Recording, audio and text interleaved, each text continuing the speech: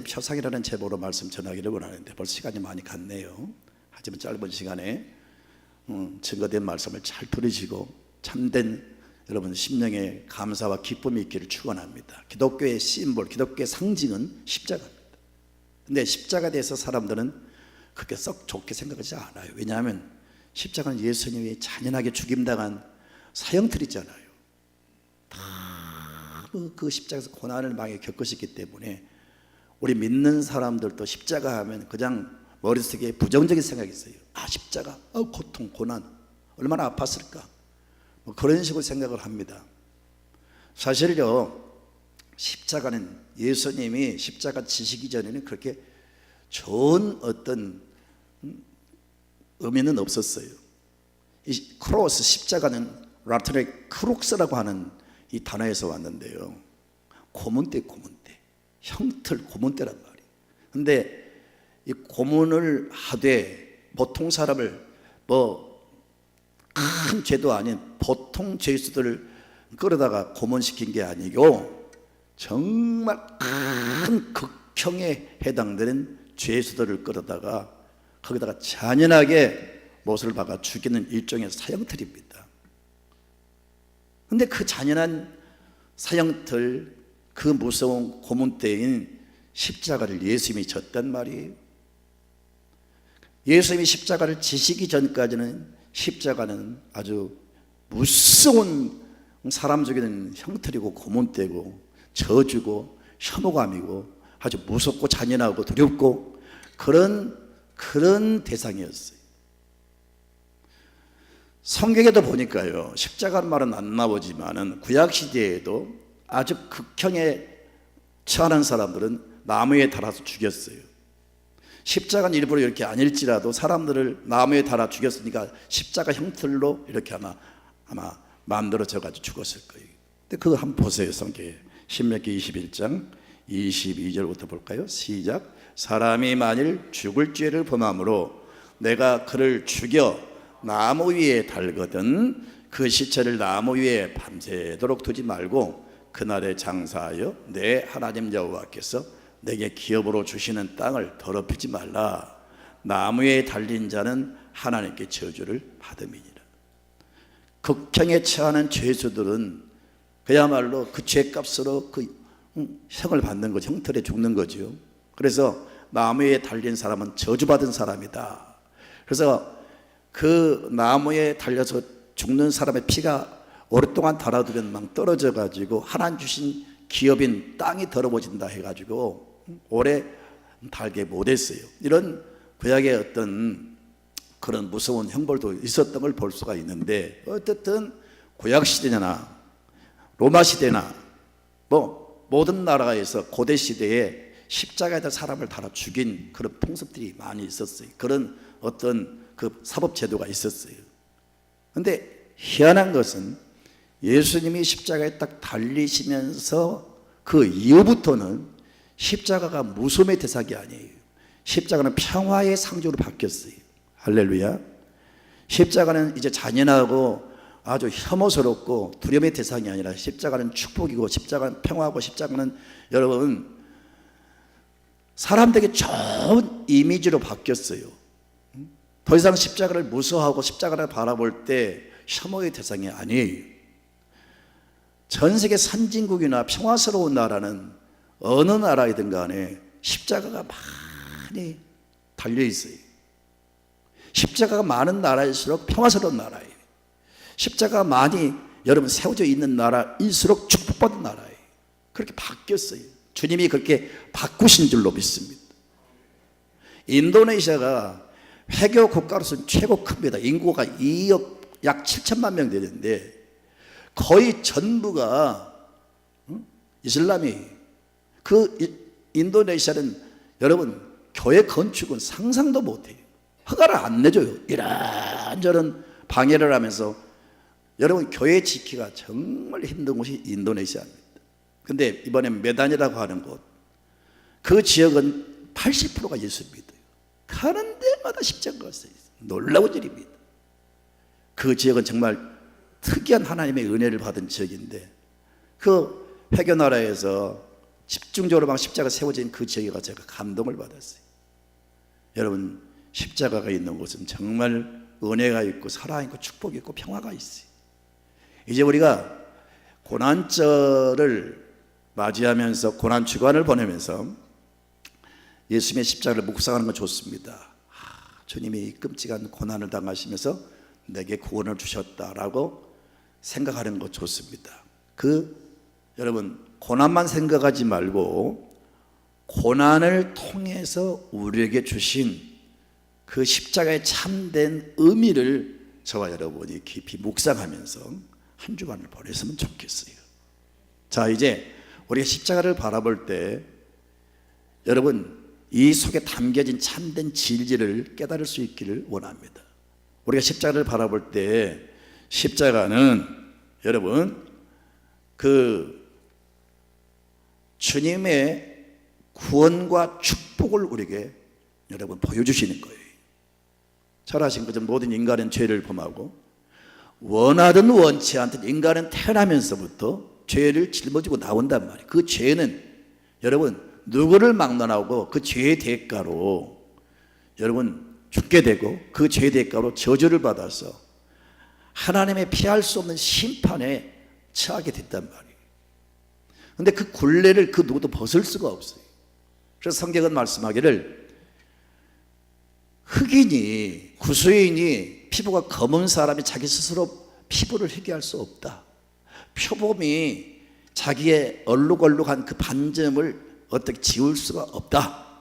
그와 같이 인간이 지고 있는 이 죄는 그 누구도 스스로 이 죄를 해결할 수가 없다는 겁니다. 그런데 이 죄는 무서운 저주가 딸려 있단 말이에요. 그래서 죄로 인해서 저주 아래 모두가 갇혔어요. 그런데 하나님께서 이제 그 저주에서 우리를 속량하시고 우리를 구원하시기 위해서 한 가지 방법을 이제 계획하시고 그 방법을 이제 채택하셔서 그 방법을 이제 통해서 우리를 구원하셨습니다. 하나님은 공의 하나님이세요. 사랑의 하나님이기 때문에 저주 아래 갇힌 자를 구원하시기 위해서 계획을 세우신 겁니다. 그러나 공의 하나님이기 때문에 인간의 죄에 대한 대가는 누가 해결을 해줘야 되지 않습니까? 죄값을 누가 청산을 해줘야 돼. 만약에 공의의 하나님이 그냥 죄가 있는 사람을 무조건 다 용서해버리고 무조건 다 여러분 구원해 주신다면 공의 하나님이 아니죠. 공의 하나님이 죄의 대가는 그 죄의 대가대로 처리를 하시고 그 죄에서 이제 구원하시는 방법이 하나님이 채택하신 방법이 뭐냐? 인간은 너나 할 것 모두가 죄인이에요. 죄인이 죄인을 구원할 수가 없어요. 자격이 없어요. 그래서 예수님이 소경이 소경을 인도하면 둘 다 구렁텅이에 빠진다 그랬어요. 그러니까 죄인으로서는 그 누구도 인간을 구원할 수도 없고 인간의 죄를 대신할 수가 없어요. 다 죄인이기 때문에. 그래서 하나님이 이제 어떤 방법을 동원하십니까? 죄 없는 예수 그리스도를 이 땅에 보내셔서 자기 아들 독생자 예수님을 보내셔가지고 죄 없는 예수님에게 모든 인류의 죄를 다 짊어지게 하시고 예수님이 십자가에 달리실 때 그리고 그가 고통당하시면서 그 사실 고통은 인간의 죄의 고통을 대신 담당하신 겁니다. 그리고 대신 고통당하시고 대신 죄를 짊어지시고 청산해 주심으로 모든 인류를 죄에서 저주에서 구원하시고 우리에게 축복의 길을 열어주신 거예요. 그래서 십자가는 영원한 구원과 축복의 표상이에요. 그래서 십자가를 바라볼 때마다 십자가를 묵상하면서 예수님이 죄 없이 이 땅에 오셔서 자신의 몸의 죄를 다 짊어지시고 고난당하시고 죽으시면서 내게 구원을 주시고 저주에서 우리를 속량하시고 이제는 구원과 여러분 그 우리를 저주에서 속량하신 것으로 끝나지 않고 하나님이 우리에게 복의 이 축복의 문을 열어주신 거예요. 복을 주신 거예요. 그게 바로 십자가를 통해서 우리에게 이루어 주시고 여러분 우리를 이제 구원과 복을 누리게 하신 줄로 믿습니다. 그래서 성경은 말합니다. 갈라디아서 3장 13절부터 14절에 이렇게 말씀합니다. 시작. 그리스도께서 우리를 위하여 저주를 받은 바 되사 율법의 저주에서 우리를 속량하셨으니 기록된 바 나무에 달린 자마다 저주 아래에 있는 자라 하였습니다. 이는 그리스도 예수 안에서 아브라함의 복이 이방인에게 미치게 하고 또 우리로 하여금 믿음으로 말미암아 성령의 약속을 받게 하려 함이라. 할렐루야. 이제 예수님이 그 저주의 상징인 그 십자가를 지시고 자신이 인간의 모든 죄를 짊어지시고 이제 청산해 주심으로 인해서 우리를 죄에서 저주에서 완전히 속량을 해버렸어요. 그리고 우리를 축복으로 이제 문을 활짝 열어놓으신 겁니다. 그래서 이제 우리는 아브라함의 축복을 받게 되고 우리가 누리게 되고 받은 바 축복을 이방 사람들에게 이제 우리는 주고 베푸는 그런 반열에 세워주신 거예요. 이것이 십자가를 통해서 이루어졌단 말이에요. 너나 할 것 없이 예수 믿는 사람에게 이 구원과 축복의 문이 열렸단 말이에요. 이것이 여러분의 특권인 줄 알고 이걸 믿으시고 여러분 구하시고 꿈을 꾸시고 여러분이 그렇게 살도록 여러분 긍정의 마인드를 가지고 사셔야 됩니다. 옛날 믿기 전에 그 사고방식을 버리시고요. 나는 이제 구원받았다. 나는 저주에서 속량받았다. 나는 저주 아래 이제 갇혀서 살 사람이 아니다. 나는 이제 축복의 반열에 서 있는 사람. 나는 복받을 사람이다. 나는 나만 복을 받을 게 아니라 다른 사람까지 복을 줄 수 있는 축복의 통로다. 할렐루야.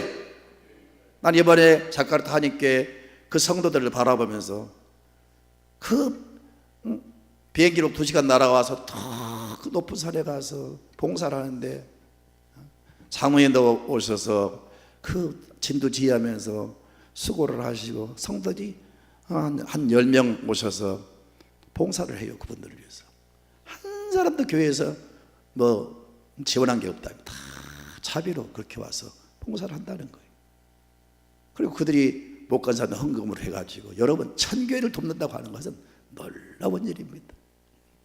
우리 교민들이 그곳에 가서 여러분 그 수고해서 번 돈을 모으고 또 모아서 헌금하고 헌금해서 그런 아름다운 일을 하는 걸 볼 때 정말로 저는 감동을 받았어요. 정말 도전을 받았어요. 참 귀한 교회다.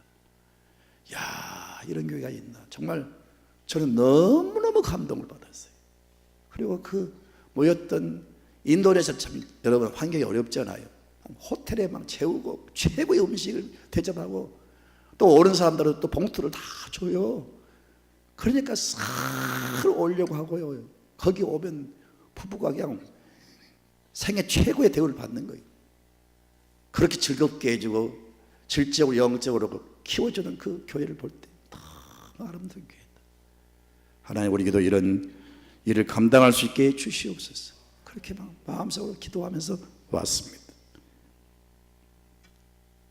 그리고 여러분 두 번째는 십자가는 하나님의 영원한 사랑의 표상입니다. 아니 나를 위해서 죽어준 사랑보다 더 귀한 사랑이 있어요? 인생을 살아가면서 내가 어려웠을 때 식사 한 끼를 사준 것도 마음에 늘 기억되면서 감사하고 고마워요. 사랑이죠. 애틋한 사랑을 가슴속에 품고 있는 거죠. 여러분 누가 내가 힘들 때 와서 따뜻하게 위로해 줄 때, 내가 어려울 때 뭔가 힘이 돼 줄 때 다 사랑이죠. 잊을 수 없죠. 근데 여러분 인간의 사랑도 귀하지만 하나님의 사랑은 더 귀합니다. 왜냐하면 우리가 살아가는 이 모든 의식주 문제 여러분 사람이 해결할 수 있습니까? 농부가 씨를 뿌려도 비가 오지 않으면 그 씨가 자라지를 않아요. 산소가 공급되지 않고 하늘의 햇빛이 공급되지 않으면 인간이 살아갈 수가 없어요. 다 하나의 사랑이에요. 사랑. 우리는 여러분 새들을 바라보고 꽃을 바라보고 산소를 이렇게 마시면서 정말 따뜻한 햇빛을 받으면서 만물이 약동하는 이 계절에 이 신비한 이 자연의 세계를 보면서 다 하나님의 사랑이 숨겨 있어요. 볼 수 있는 눈이 열리기를 바라고 정말 마음에 감사의 마음이 있기를 원합니다. 그런데 여러분 하나님의 사랑 가운데 최고의 사랑이 있어요. 가장 깊고 가장 크고 가장 넓고 가장 높고 가장 큰 사랑이 있는데 예를 들어서 사람이 급류에 떠내려갑니다. 말로 일어날 수가 있어요. 힘내세요. 힘내세요. 얼른 헤엄쳐 나오세요. 이것도 그분에 대한 사랑의 표현이죠. 어떤 사람은 여러분 먹을 걸 던져주고 춥지요? 이 옷을 껴 입으세요. 여러 가지로 사랑할 수가 있죠. 그러나 가장 중요한 것은 뛰어들어가 그 사람 살려내는 게 최고의 사랑이에요. 그 상황 속에서는요, 그 어떤 것보다도 그 사람을 살려내는 게 최고의 사랑입니다. 모든 게 하나님의 사랑이지만 우리가 여러분 죄값으로 지옥을 가야 돼요. 하나님의 무서운 그 심판에 의해서 지옥을 가야 되는데 지옥 갈 우리를 하나님께서 예수님의 십자가를 통해서 지옥을 가지 못하게 하시고 이제 천국 가는 길로 우리를 바꿔버렸어요. 여러분, 나는 솔직히 자녀가 있고 손자들이 있지만은 내가 죽었으면 죽었지 자녀는 포기를 못해요. 솔직히 여러분도 마찬가지일 겁니다. 다른 부동산도 많고 교양은 많지만 자녀만큼은 포기를 못해요. 이게 부모의 사랑입니다. 하나님은 여러분 가장 소중한 독생자의 외아들 예수 그리스도를 여러분 우리를 구원하기 위해서 보내주셨어요. 희생하셨어요. 여러분 독생자를 희생시키기까지 우리를 사랑하신 그 사랑은 하나님의 최고의 사랑이에요. 그 속에 하나님의 아픔이 있습니다. 고통이 있습니다. 그 속에 하나님의 정말 눈물이 있습니다. 그런 고통을 감수하면서 독생자를 보내서 그 십자가를 통해서 우리를 지옥 갈 사람을 천국으로 이제 우리를 구원하는 길로 인도해 주셨으니 이것이 하나님의 큰 사랑이 아니고 무엇이겠습니까? 그래서 성경은 말씀하기를 로마서 5장 8절에 자 시작, 우리가 아직 죄인 되었을 때 그리스도께서 우리를 위하여 죽으심으로 하나님께서 우리에게 대한 자기의 사랑을 확증하셨습니다. 이것이 최고의 사랑이다 하는 것을 십자가를 통해서 확증을 시켜주셨어요. 그래서 우리는 십자가를 바라볼 때마다 여러분 하나님의 사랑을 느낄 수 있고 감사의 마음을 갖기를 원합니다. 여러분 요한일서 4장 10절에 이렇게 말씀합니다. 사랑은 여기 있으니 우리가 하나님을 사랑하는 것이 아니요 하나님이 우리를 사랑하사 우리 죄를 속하기 위하여 화목제물로 그 아들을 보내셨습니다. 그 많고 많은 다양한 것들을 통해서 하나님은 사랑을 나타내지만 사랑을 이야기할 때는 여러분 그런 사랑을 이야기한 게 아니고 이것이 내 사랑이다 수없이 사랑을 이야기할 때 십자가를 이야기했어요. 십자가. 우리는 다 이해할 수 없지만 여러분 하나님의 최고의 사랑이 담긴 십자가의 비밀을 깨닫기를 바라고요. 근데 오늘 새벽에 제가 말씀드렸어요. 이 십자가의 사랑은요 인간의 어떤 머리로 지식으로 터득할 수가 없어요. 목사님마저도 신학 박사일지라도 하나님의 사랑은 머리로 지식으로 아는 게 아니라니까요. 내 안에 계신 성령이 그 사랑을 알게 하시는 거예요. 그래서 여러분 성령의 감동과 성령의 계시로 여러분 심령 속에 하나님의 사랑의 십자가의 비밀을 깨닫기를 바라고 바울이 이 비밀을 알았기 때문에 일생을 다 쏟아서 장가도 가지 않고 일생을 십자가를 지어가다가 장렬하게 순교를 했어요. 그런 깨달음이 그런 감격이 그런 마음이 여러분 가운데 있기를 축원합니다. 옛날에는 참 이 나병이 무서웠어요. 어릴 때 그때는 죄송합니다. 지금 문둥병자란 말을 안 써요. 지금 나병도 문둥병 이런 말 안 써요. 그냥 한센병이라 그래요. 한센병. 근데 옛날에는 문둥병 하면 막 소름이 끼쳤어요. 저 같은 경우도 학교를 가다가 문둥병자 막 이 문둥이가 나타나면 막 학교를 막고 도망쳐 온 적도 있고 그래요. 산밭에 바람 불면 저 안에 문둥이 숨었다고 막 얼마나 무서웠는지 몰라요. 그런 시대에 어떤 아이가 있었는데 그 어머니가 얼굴이 흉측스러워요. 누가 봐도 나병 환자예요. 애들이 자꾸 돌려 너 엄마 문둥병자지. 너 문둥이 자식이지. 계속 이렇게 아이들이 동네에서 학교에서 자기를 몬둥이 아들이라고 하는 거예요. 너무 괴롭고 너무 슬프고 너무 고통스러웠어요. 어느 날 어머니께 울면서 말했어요. 엄마 얼굴 몬둥이지. 왜 얼굴을 그래? 그랬어요. 할 수 없이 엄마가 이 아들을 위로하기 위해서 부득불 자기가 그렇게 된 것을 이야기를 했어요. 그 언젠가 우리 집에 불이 났단다. 근데 그 불길 속에 네가 나오지를 못하고 갇혀 있었단다. 누군가 도와야 되는데 아무도 너를 도울 사람이 없었고, 내가 너를 구하기 위해서 내가 뛰어들어가서 너를 안고 오다가 불에 얼굴이 타서 이렇게 됐단다. 응? 내가 너를 위해서 그렇게 됐다. 그때 이 아이가 다 고통도 수치도 사라지고 엄마가 그렇게 고마운 거예요. 응? 야, 우리 엄마가 나를 위해서 이렇게 얼굴이 탔구나. 이렇게 흉측을 변했구나. 과거에는 그렇게 엄마의 얼굴이 정말 볼 수가 없었는데, 나를 위해서 그랬구나. 그게 깨달아지면서 그렇게 고마운 거예요. 여러분, 십자가는 흉측스러워요. 근데 나를 위해서, 여러분을 위해서 하나님이 나를 구원하기 위해서 그렇게 하셨다는 거예요. 정말 이 사랑이 깨달아지기를 바라고요. 바울처럼 자원해서 이제는 주님을 증거하지 않고는 견딜 수 없는 그런 마음까지 여러분 안에 접목이 됐으면 좋겠어요. 진짜 이 사랑을 알면은 행복해요. 감사할 수가 없어요. 좀 부족해도, 좀 우리가 남과 비교할 좀 떨어져도 그런 것이 불편하지가 않아요. 그런 것이 그렇게 여러분 우리 삶에 그리 고통스럽지가 않아요. 하나님의 사랑을 깨달으면요 그렇게 행복합니다. 감사합니다. 이 하나님의 최고의 사랑에 담긴 이 십자가를 여러분 묵상하면서 하나님의 사랑에 감사하는 여러분 됐으면 좋겠어요. 세 번째는 십자가는 영원한 승리의 표상입니다. 참 놀라운 사실은 십자가 가는 곳에 사람이 변화가 일어나요. 아무리 교육으로, 아무리 여러분 무슨 훈련으로 여러분 안 되는 사람이 십자가를 딱 받아들이면 사람이 변해버려요. 깡패가, 조직 폭력배가 성인으로 바뀌어져 버려요. 성스러운 사람으로.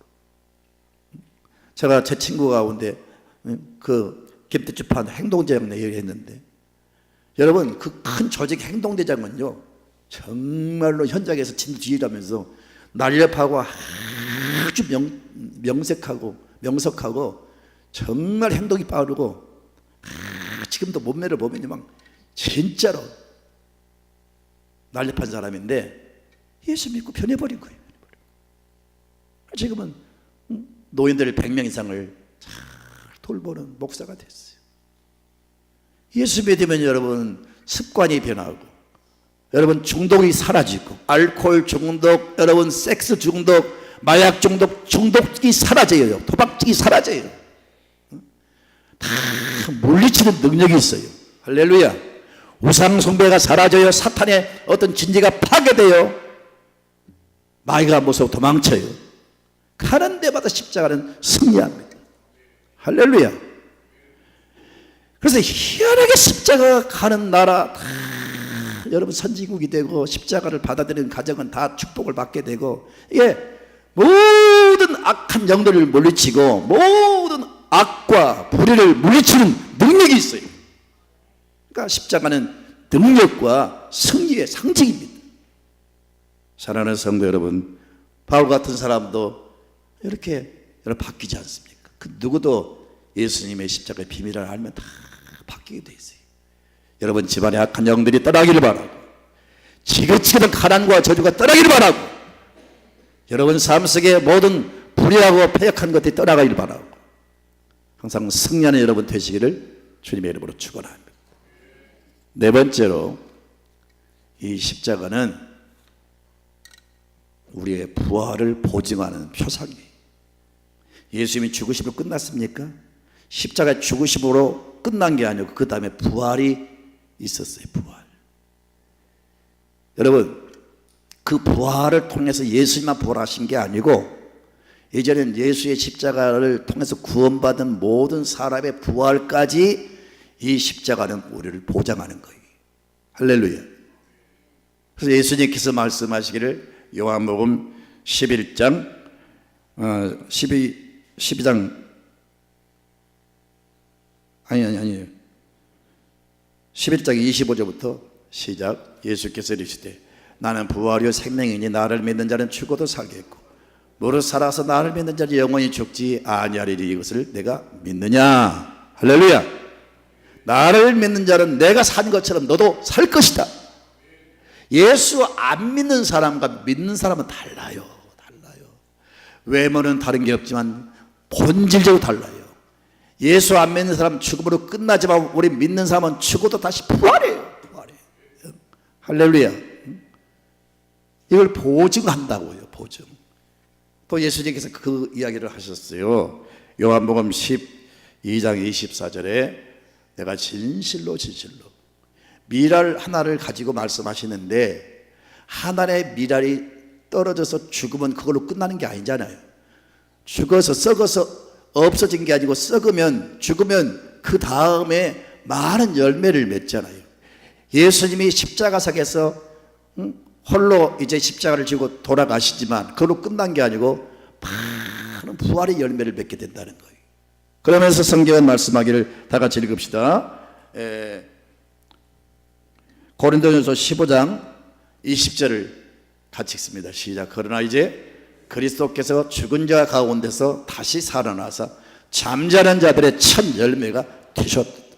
예수님이 부활하심으로 씨앗 하나가 죽으면 많은 열매가 맺듯이 여러분 예수님의 부활은 많은 믿는 사람의 구원을 부활을 보장한다는 그런 말씀 아니겠어요? 사랑하는 성도 여러분, 우리는 십자가를 묵상하는 거 좋습니다. 예수의 고난을 많이 묵상하십시오. 네, 고난으로 여러분 끝나지 마시고 그 십자가의 고난을 통해서 이런 놀라운 하나님의 이 구원과 축복, 그리고 여러분 또 뭐였어요? 두 번째가 영원한 하나님의 사랑, 세 번째가 우리는 십자가 붙들어 나가면 승리한다는 그 확신, 네 번째는 우리는 부활한다. 이 네 가지의 이 표상을 기억하면서 승리하시기를 바랍니다. 고난 주간을 통해서 여러분 이제 이 묵상이 있기를 바라고 주님의 사랑에 대해서 다시 한번 감사하시고 어떻게 하면 내가 그 사랑을 이제는 보답할까 그런 마음으로 승화되시기 바라고, 네 번째는 나를 이제 따르려거든 누구든 자기를 부인하고 자기 십자가를 지고 나를 쫓으라 그랬어요. 이제 좀 편하게 믿는 사람들은 좀 주님을 위해서 내가 어떻게 하면 희생할까. 예수를 믿으면 여러분 고난도 있을 수가 있습니다. 의를 위해서, 정의를 위해서, 복음을 위해서, 하나님 영광을 위해서 고난이 올 수도 있어요. 그러나 그런 고난은 값진 거예요. 그래서 C.S. 루이스라는 사람은 우리 성도들에게 이런 말씀했어요. 고난은 하나님의 확성기다 그랬어요. 확성기. 고난 속에서 하나님의 음성을 듣는다는 거예요. 할렐루야. 그래서 고난은 위기예요. 왜? 주님의 음성을 들을 수 있기 때문에. 그리고 또 여러분 테레사 수녀가 지난번에 얘기했죠. 테레사 수녀는 그런 말을 했어요. 우리가 열심히 사회사업을 할 때 그것이 선하고 유익한 일은 될 수가 있다. 그러나 그 사회사업 속에 남을 위해서 일한다고 하는 그 어떤 일 속에 고난이 없다면 그건 참된 그리스도의 일이 아니다. 이해가 되는지 모르겠어요. 선한 일은 고난이 따르는 거예요. 우리 믿는 사람이 고난을 이제는 두려워서는 안 됩니다. 마땅히 자기가 잘못해서 내가 고난을 당한 다음에 회개하고 반성을 해야 되겠죠. 그러나 바르게 살고 뭔가 정말 주님을 위해서, 정의를 위해서, 우리가 남을 유익하기 위해서, 예수님을 위해서 고난받을 때는 그것 유익한 거예요. 이제는 성숙한 성도가 되어서 고난도 여러분 기꺼이 감당하는 성도가 되시기를 축원드리고요. 저는 화가 가운데 반고를 참 좋아해요. 반고. 참 생각하면 생각할수록, 보면 볼수록 그림이 아름다워요. 색채가 너무 아름다워요. 보면 그냥 감동이 돼요. 근데 피카소 그림 같으면 헷갈려서 못 보겠어요. 피카소 그림 아십니까? 막 눈 여기 붙었다가 여기 붙었다가 막 아무리 봐도 이해가 안 가요. 나는 혼란스러워요. 그러나 고흐가 그린 그림은 참 보면 다 정감이 있어요. 원래 영국에서 목사를 돕는 전도사로 있었어요. 그런데 탄광에서 탄을 캐던 사람들이 다리가 부러지고 다리가 날아간 사람들이 사는 그 지역 가서 자처해서 그분들을 섬기다가 영감을 받았어요. 영감. 그러니까 지금 무슨 말씀을 드리는 거냐면요, 고난이 유익하다 그 말이에요. 아무도 가지 않는 그 다리 잘린 사람들을 위해서 가서 그 온갖 고생을 하다가 큰 영감을 받은 거예요. 영감을. 그래서 위대한 화가가 된 거예요. 그래서 이 대표적인 그림이 고난받은 사람, 바로 저 그림이 대표적인 그림인데, 고난 속에서 영감을 받은 거예요. 사랑하는 성도 여러분, 이제는 좀 편하게 그냥 교회만 다니는 그런 성도가 아니라, 이제는 교회를 위해서, 복음을 위해서, 선교를 위해서, 영혼 구원을 위해서, 아멘, 하나님의 선한 일을 위해서 이제 좀 십자가를 질 수 있는 성숙한 성도가 됐으면 좋겠어요. 시작드리겠습니다.